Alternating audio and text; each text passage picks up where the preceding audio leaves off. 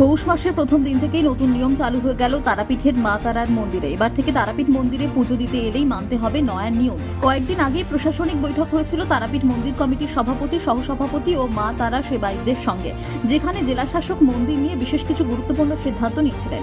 সেই সময় সেই নিয়ম আজ পৌষ মাসের 1 তারিখ থেকে চালু হয়ে গেল। যেমন নির্দেশ দেওয়া হয়েছে যে নির্দিষ্ট সময় মন্দির খুলতে হবে ও বন্ধ করতে হবে, নির্দিষ্ট সময় মায়ের মন্দিরে ভোগ নিবেদন করতে হবে, 2টি লাইন পুজোর জন্য রাখতে হবে, অতিরিক্ত লাইন করা যাবে না। তার মধ্যে জেনারেল লাইনকে 1 ঘন্টা আগে চালু করতে হবে, তারপর বিশেষ লাইন খোলা হবে। মন্দিরের গর্ভগৃহের ভেতরে গোলাপ জল বা আলতা ইত্যাদি দেওয়া যাবে না, মায়ের চরণ স্পর্শ করা যাবে, মাকে মায়ের মূর্তিকে জড়িয়ে ধরা যাবে না। আরো কিছু নিয়ম চালু হলো আজ অর্থাৎ 1 পৌষ থেকে। আমাদের মন্দিরের নিয়মাবলী আজকে যেগুলো আমরা সকাল থেকে যে নিয়মগুলো পালন করছি, সেই নিয়মগুলো কিন্তু আমাদের আগে থেকেই ছিল এবং সেই নিয়মগুলো যাতে আরও ভালোভাবে কার্যকারী হয় সেই বিষয়গুলোর উপর নজরদারিটা বাড়ানো হয়েছে।